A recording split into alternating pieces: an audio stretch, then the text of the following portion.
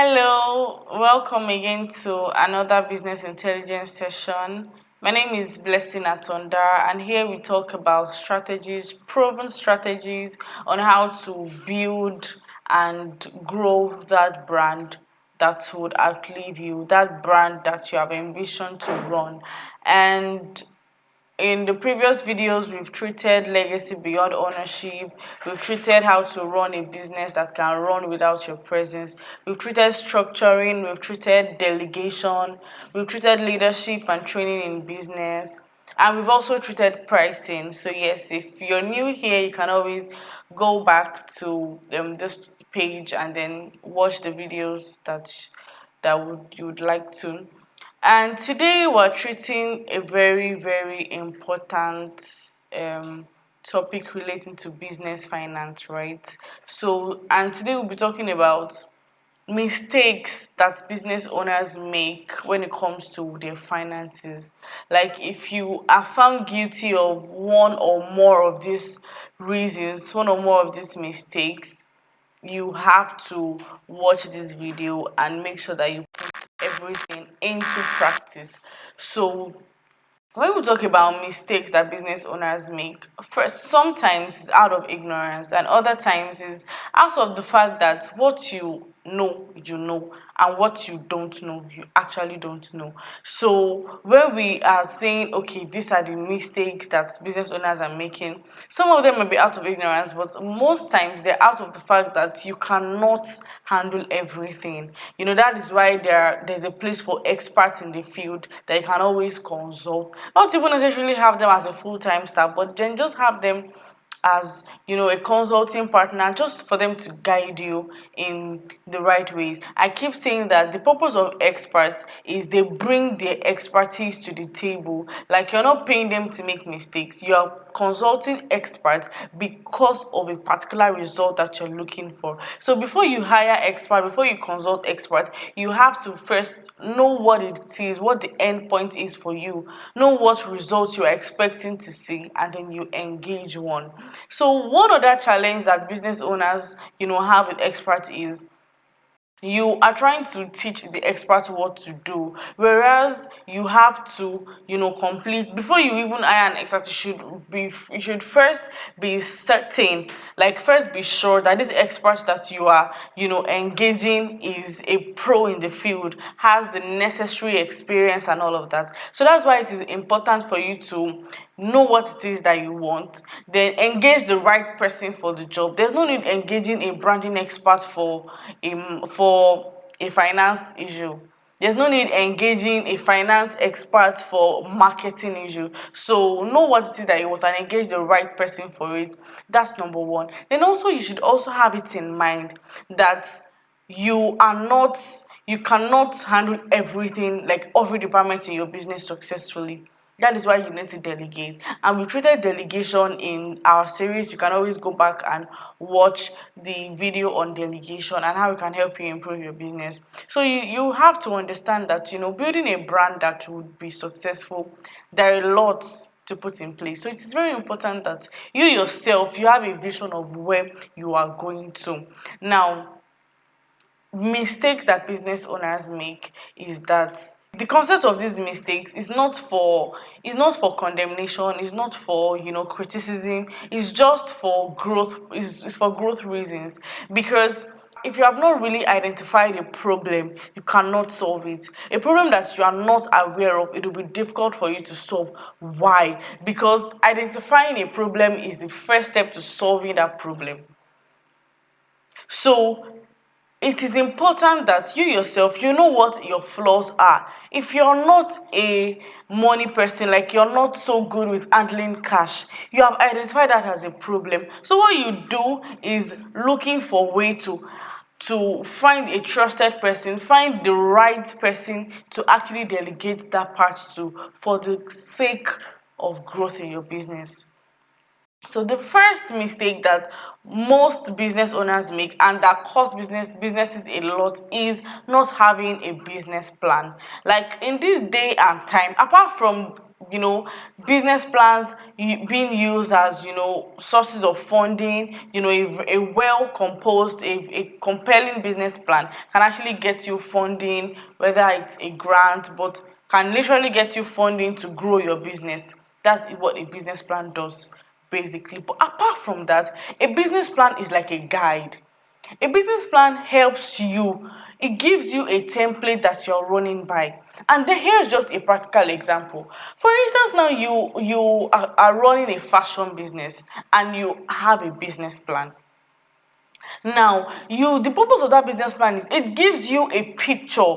You have a picture and you're not just running that business for business sake. A lot of business owners, they actually run business because they want to find something doing. They want something that they will use to eat, like they want something that they will use to fend for themselves. And while that is okay, like while that is very very much valid, business is more than that. Like, the aim of business is for it to be able to, give you passive income. So if you keep taking a lot from the business without giving it back, that business will not pay you in the long run. So to avoid that such a scenario, it is important for you to have a vision in mind, and that vision has to be put down on paper. So a business plan is how your business should run on paper. A business plan captures your finances.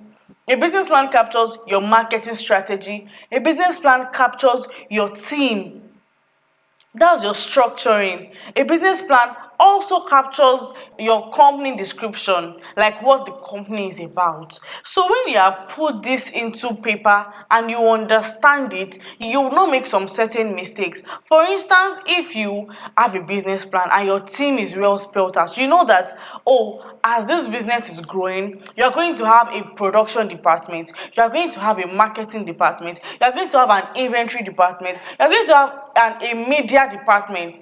So if you understand that, like in your business plan, all these have been spelled out already, you will not be obsessed with handling everything by yourself, because you know that to grow this business, to meet up with the increasing demand of your customers, to meet up with the increasing demand in that industry, in that field that you are, you need a team, you need a structured team, and you've spelled out the process. Okay, when a customer orders, this is where they go to, this is the department that attends to them, this is the department that takes measurements, this is the department that evaluates, this is the department that puts out content that would even bring the customer in the first place. You have that spelled out on paper, so you are not confused.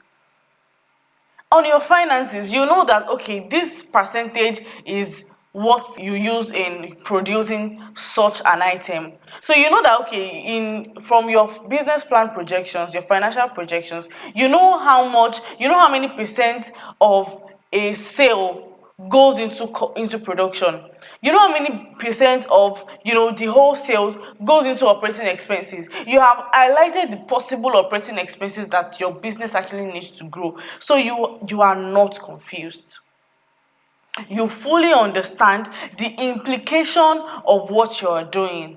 You have spelled out your drawings, how you take salary, your cash flow forecast. You have everything already spelled out. So you have an idea of how things should run. So you are not confused. That is what a business plan does to you. It gives you a guide. It's a different thing when you don't have an idea at all, and it's a different thing when you even have the slightest of ideas. So that is the aim of a business plan. So a business plan, if you don't have a business plan, it is very dangerous and risky. Why is that? Because what you don't know is more dangerous than the things you think you know.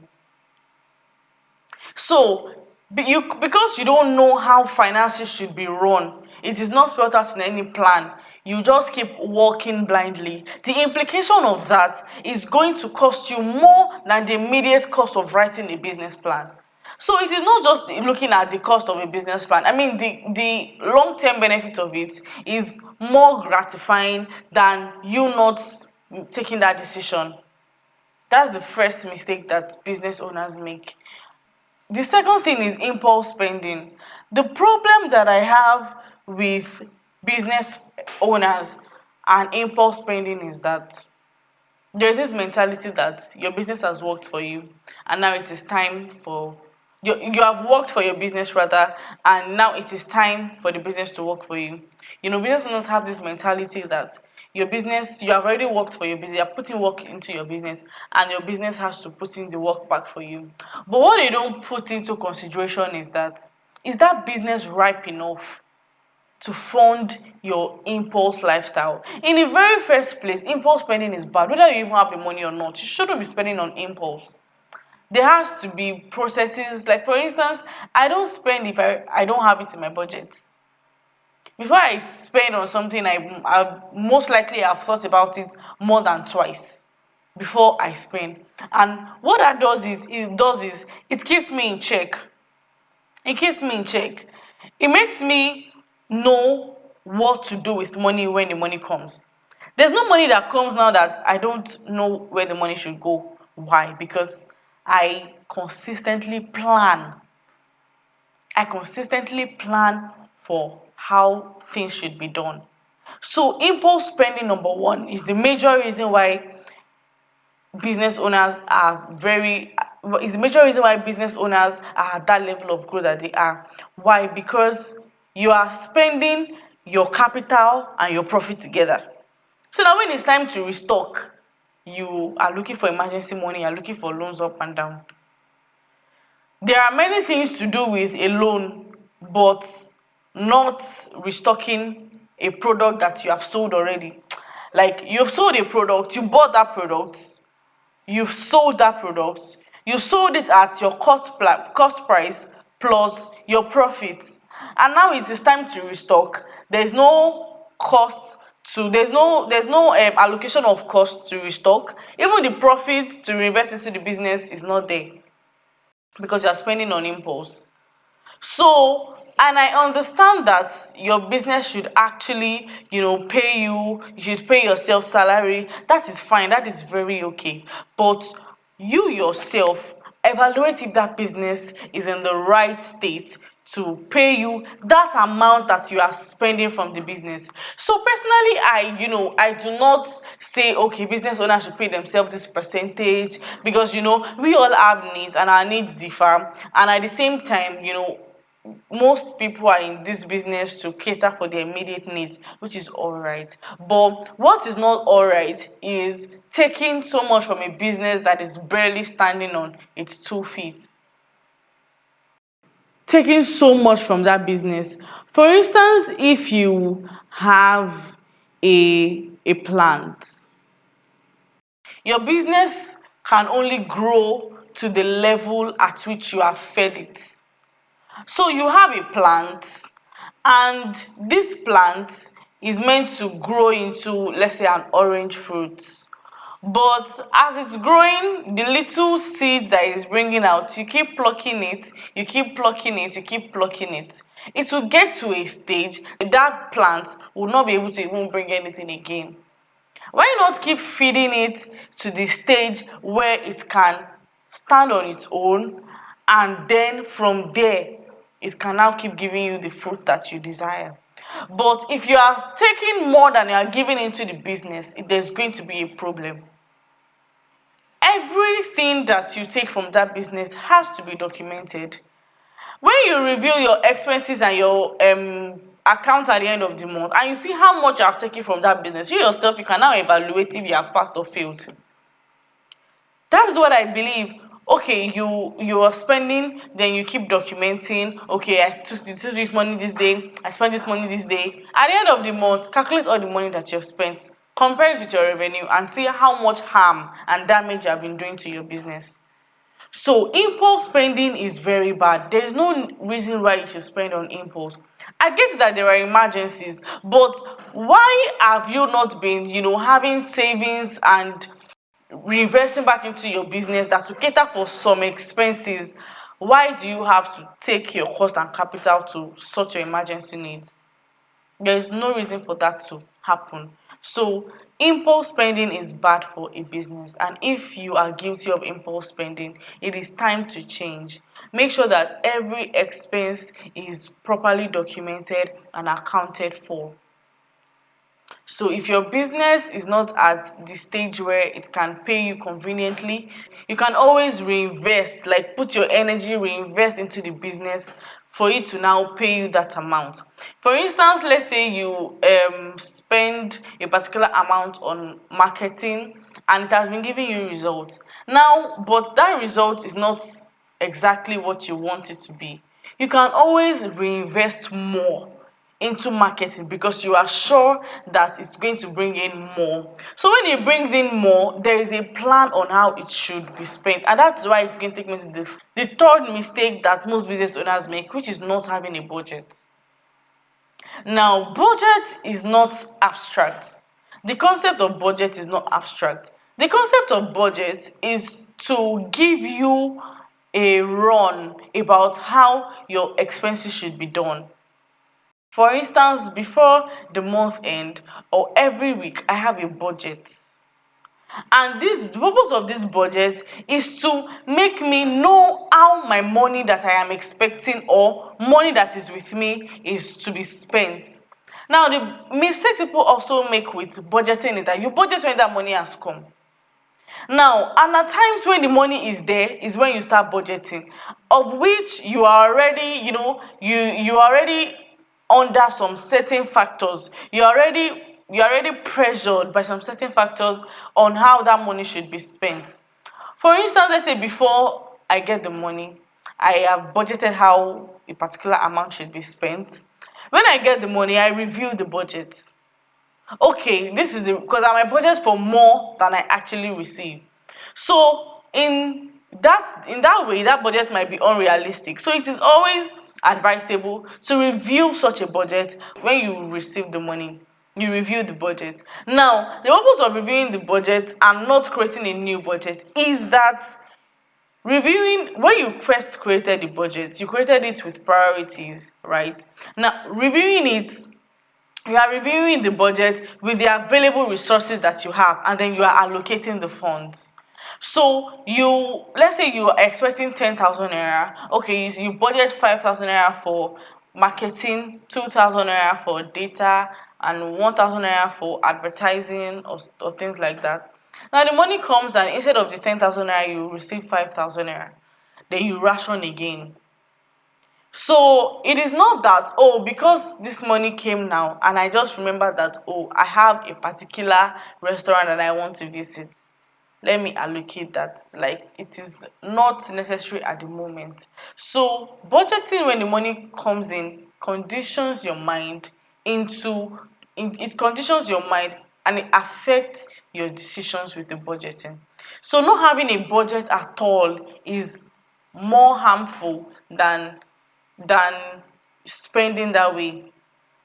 Not having a budget at all is more harmful than having a budget, because a budget is not abstract. Like I said, it is not abstract. It helps you, it gives you a guide on how the business should run. It gives you a guide on how your expenses should be made, and you have planned for it, you have it in mind. So when the money comes, you are not confused. The reason why people spend impulsively is because there is no budget. When there is a budget, you know what that money should be used for, so you use that money for it. You don't just spend as you feel as it comes. And that is why when you budget, when that money comes, you're already conditioned you have conditioned your mind as to how you want to spend that money. Like, the factors of that period have conditioned you to spend in a certain kind of way. But when you have a budget, you already know what that money should be used for even before it comes. So you already conditioned your mind on how that money is meant to be spent. So when the money comes, you don't have difficulties actually executing that expense. The fourth mistake that business owners make is neglecting regular financial review. Like I said in the previous point, that not having a budget is dangerous. But at the same time, if you have a budget and you're not reviewing that budget, it is as good as not even having one in the first place. So it is important that you are actually reviewing your budget and every other thing that goes on with your business and finances. So you have a budget, you budgeted 10,000 naira for, let's say, fuel, electricity, and at the end of the month, after the whole spending has been done, you saw that you spent either less or more than your budget. So that's the aim of that budget. It gives you an insight to what is actually going on with your expenses. There is no need why you should have a budget and not review it. So what's the purpose of that budget in the first place?